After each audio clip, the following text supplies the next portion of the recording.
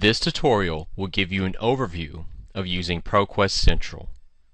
ProQuest Central is our most comprehensive database, giving you access to a wide range of subject areas across the humanities and sciences. ProQuest Central allows you to search several different types of databases at once, making ProQuest Central an excellent starting place for research. This is particularly important if you're unsure of what database your topic requires. To begin, let's take a look at the ProQuest Central's homepage. Included on this page is information about the database and subject coverage. At the center of the page is a basic search box. The basic search by default searches all documents containing all of your search terms in any field. This means that ProQuest will search for your term or terms across titles, abstracts, authors, full text, and more. For example, let's see what happens when we search the term play therapy.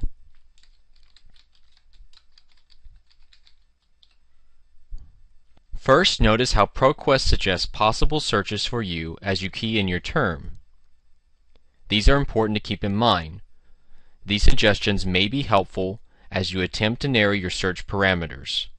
In addition, ProQuest may suggest a term or phrase better than the one you're using. Let's now take a look at results for play therapy.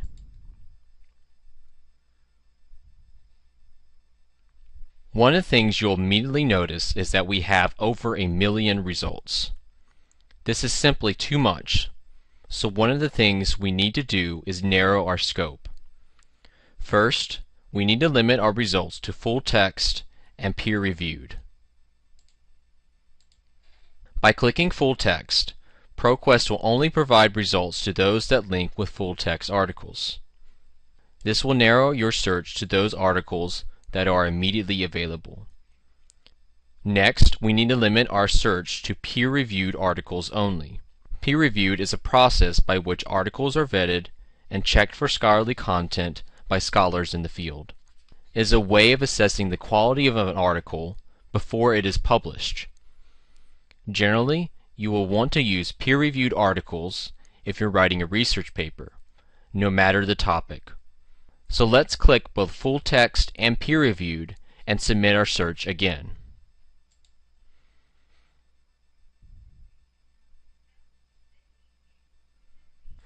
Notice how we have significantly reduced our number of results. While still a large number, this is a great start. There are many things that we can do to narrow these results down further.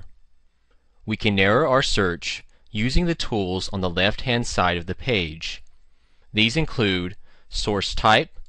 Here we can narrow our results to a specific format such as scholarly journals.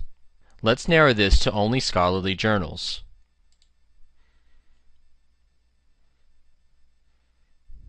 Next, we can limit by publication date.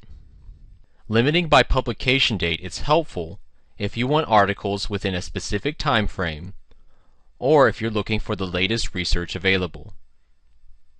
Let's limit our search results to everything after 2010. Hopefully, this will cut our results by roughly half.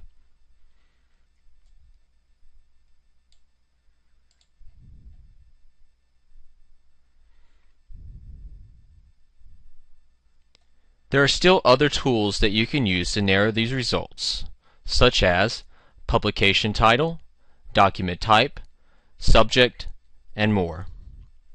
Let's return to the top of the page. Next to related searches, you'll see possible searches as suggested by ProQuest. These related searches are automatically generated by ProQuest. These searches are often helpful for giving clues to additional search terms that you can use. Click on View All for a look at the related searches that ProQuest recommends. Clicking on any of these search terms will run a new search. Let's return to our previous search and discover new ways of limiting our search using the Advanced Search feature. Advanced Search allows you to search multiple terms at once using search operators. Search operators give you more control when searching. Now you can specify how ProQuest will search for your terms and where it will search for them. Using the search boxes, you can insert operators between your search terms to specify how ProQuest will relate your terms and run your search. For example, and will find documents that contain all of your search terms in the specified search field. And is the default selection, meaning that if you don't change it, ProQuest will look for documents that contain all of your search terms. Or is used to find documents that contain any of your search terms in the specified search field. Not finds documents that contain the first but not the second search term in the specified search field. Now that we have our operators, we can limit where ProQuest will search for these terms. To the right, you'll see smaller boxes. These open up a drop-down menu. Here you can specify ProQuest to search titles, abstracts, full text, subject headings, and more. You can even mix and match what terms ProQuest searches for and where. A helpful way to search is to search abstracts. If you search terms that are located within the abstract, chances are that it is an article that might be helpful for your research. Another helpful tip is to search by title. If you can find your search terms within the title, it's an excellent sign that the article is one you'll want to read. Let's experiment with our terms. Let's use the terms play, therapy, and children together using AND.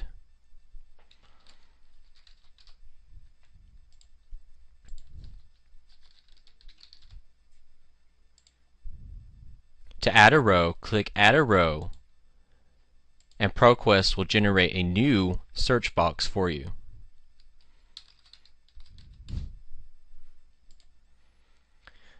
In addition, let's try limiting our search to abstracts only.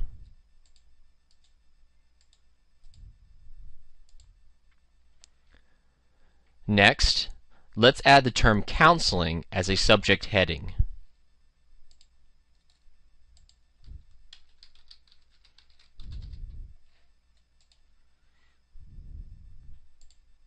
You can always look up subjects if you're unsure if you're using the correct subject heading. Of course, let's not forget to search by clicking Full Text and Peer Reviewed.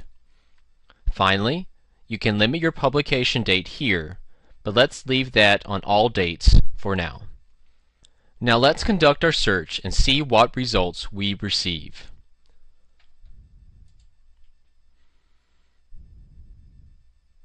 As you can see, by defining our search parameters, we have now drastically reduced our results. This is not a bad thing.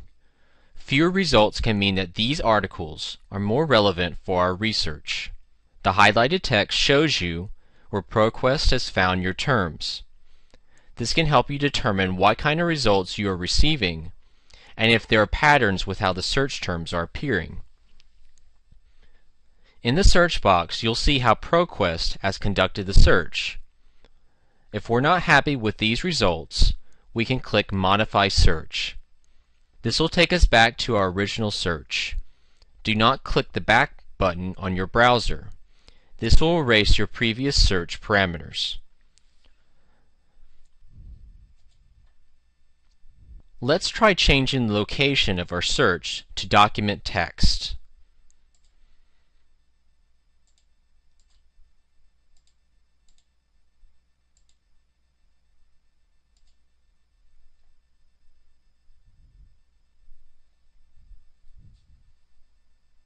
As expected, this has increased our results.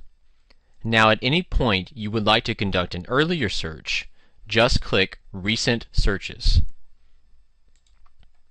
This will give you a list of all of your previous searches, plus the number of results that you've received with these searches. You can even combine different searches together, modify previous searches, set up an RSS feed, or create search links, making this an incredibly powerful search tool. Now let's return to our previous search and pick an article. This will take us to a page with the full text article. Here we can read our article as a web page or as a PDF. We can also download, email, or print our article. We can also save it if we have a My Research ProQuest account, or export the citation to RefWorks. Now, before we leave our article, there are several things that we can do to help in our research. Be sure to check on the right-hand side of the page for related items.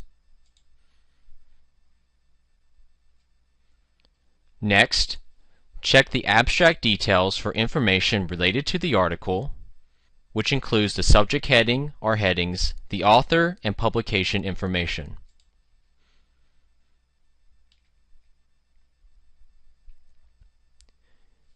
You also have the option of searching the journal publication for articles or other publications by the author by clicking on links for both.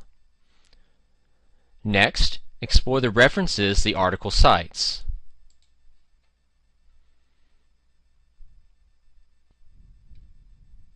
Some of these may be helpful for your own research.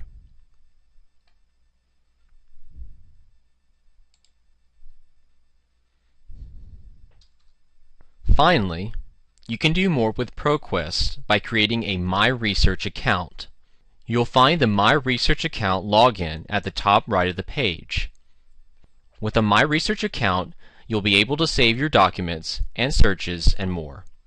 It's free to use and is an excellent tool for organizing your research, especially if you are frequently using ProQuest. This concludes the ProQuest Central database tutorial. There are many things that you can do with ProQuest Central. For more information or for more in-depth help, please visit a university librarian.